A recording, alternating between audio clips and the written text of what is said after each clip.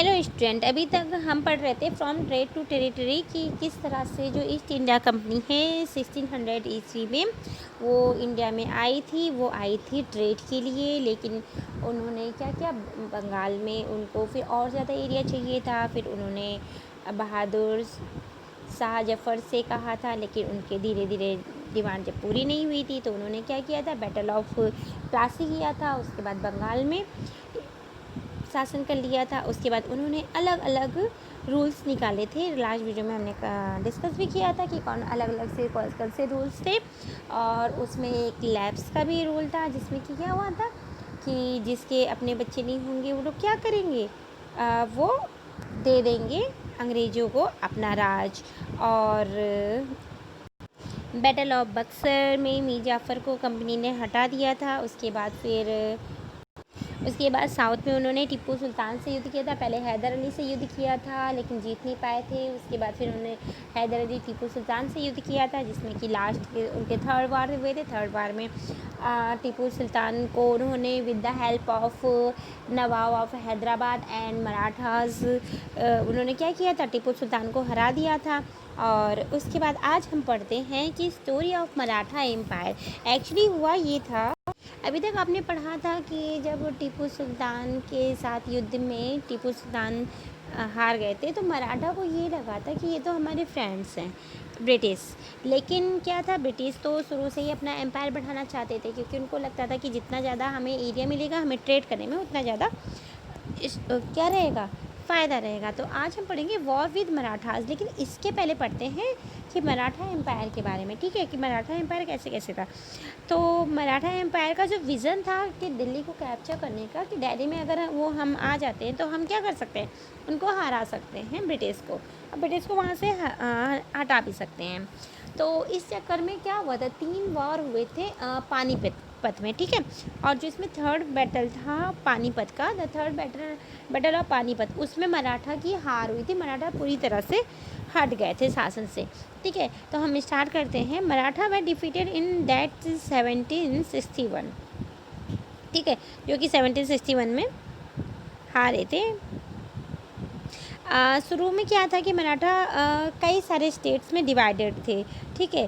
और हर जो स्टेट में थे वो क्या करते थे, अलग अलग हर स्टेट के चीफ रहते थे जिनको सरदार कहा जाता था, ठीक है।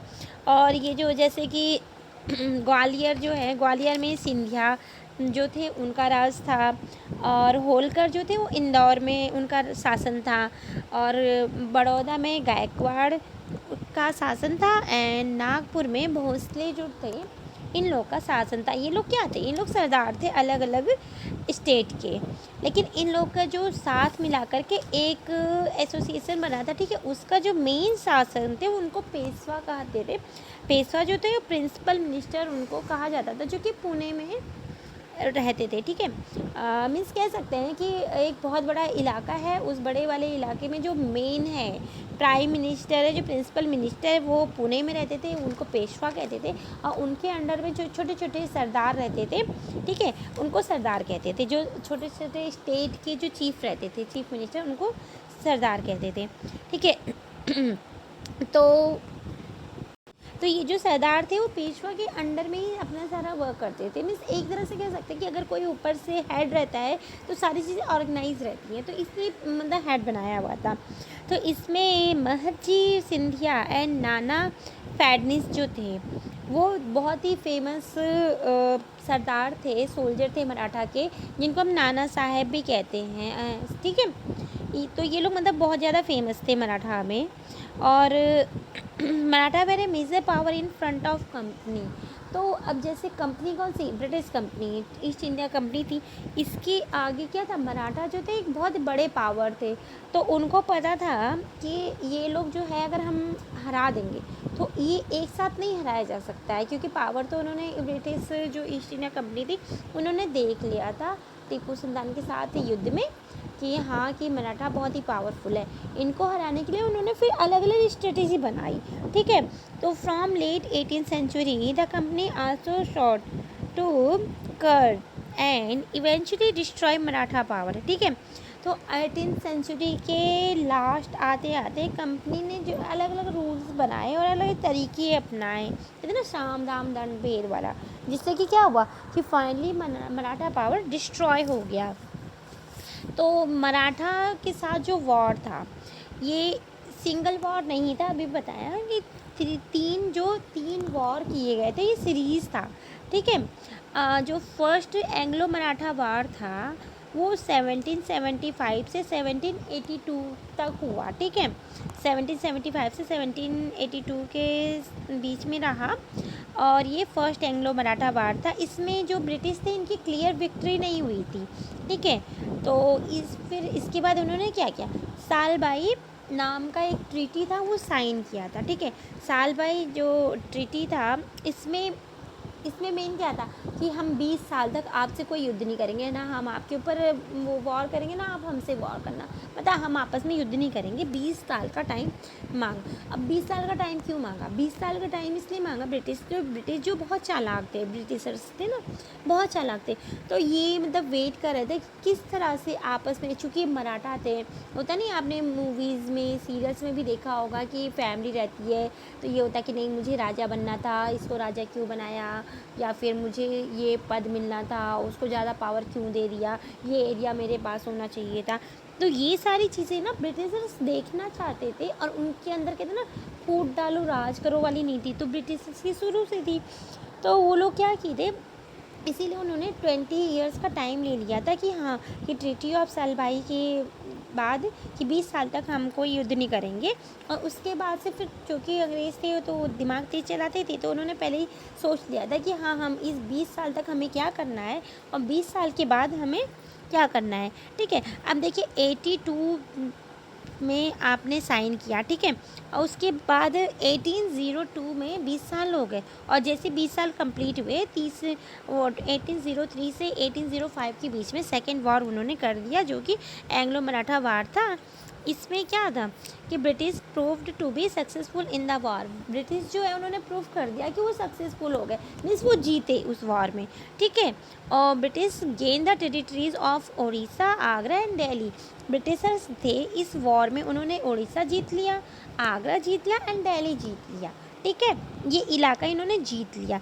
इसके बाद क्या हुआ कि 1817 में 1817 और 1818 एक्चुअली जब ये एरिया जीत लिया तो उनके दिमाग में ये था कि इतना तो हमने जीत लिया, अब हमें क्या करना, हमें तो पूरा इलाका चाहिए क्योंकि वो तो जान गए थे कि हाँ कि इसमें जो पावरफुल है वो धीरे धीरे कम हो गए, इनके बीच में बहुत सारे मतभेद आ गए हैं और मतलब सारी जो वीकनेस है ये तो अंग्रेज़ों को पता ही चल गई थी।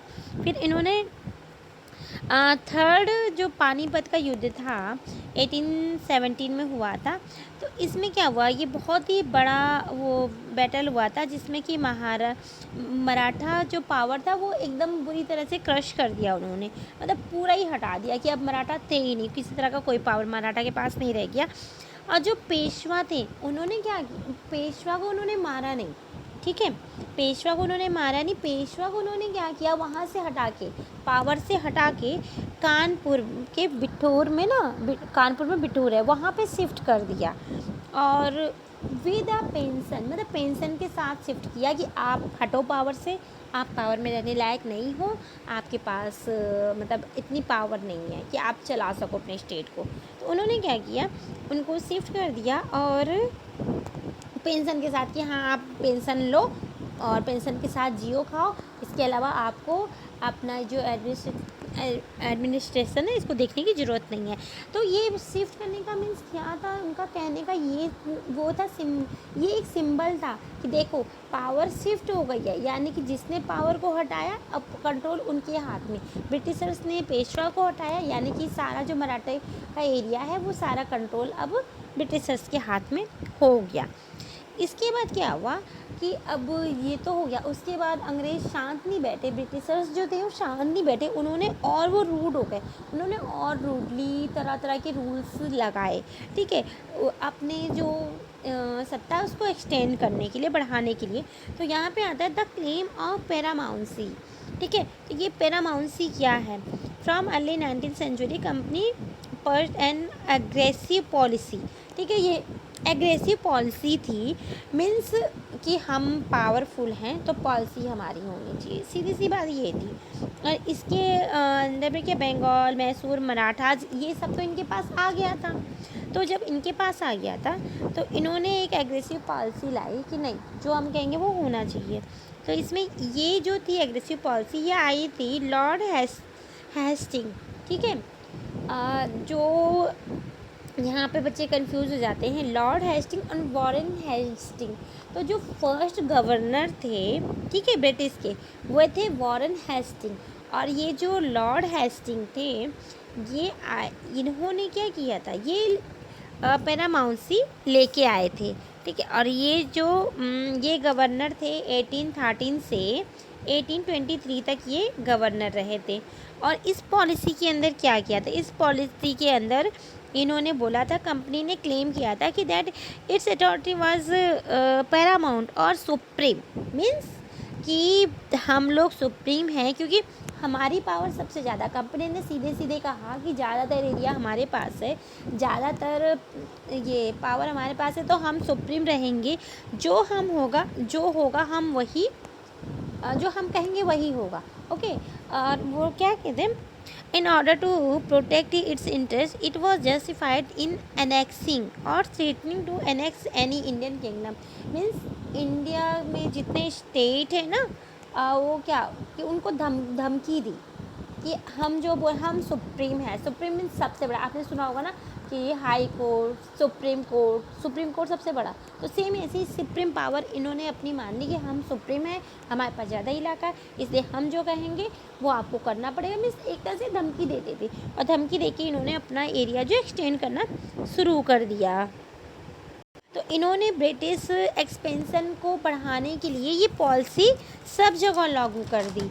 और लोग क्या कहे, बिल्कुल क्लेम नहीं कर उस समय नहीं कर पाए कि हाँ कि नहीं। और ब्रिटिश के इस वजह से ब्रिटिशर्स ना बहुत ज़्यादा अत्याचार भी करने लगे थे कि नहीं, कि अब ये तो है, ये सब मेरा इलाका है, मेरे पास ज़्यादा एरिया है, मेरी पावर चलेगी, और तुम्हारे मीन्स इंडियन जो स्टेट में उनमें जो सरदार है या फिर जो उनके अलग लीडर है, उनकी मीन्स कुछ नहीं, जो हम कहेंगे वही होना चाहिए। ठीक है, तो ये सारी चीज़ें तो हुई है। अब एक ये बात आती है कि क्या इनका जो था पैरामाउंसी, क्या इसके अगेंस्ट किसी ने आवाज़ उठाई या नहीं उठाई, या फिर ये रेगुलर ही ऐसा चलता रहा और उन्होंने पूरे इंडिया पे कब्ज़ा कर लिया। ये हम पढ़ेंगे नेक्स्ट वीडियो में। Okay students, thank you. और आप ये पूरा चैप्टर पढ़िएगा जिससे कि ये सारी चीज़ें आपको और समझ में आएगी। Okay, thanks.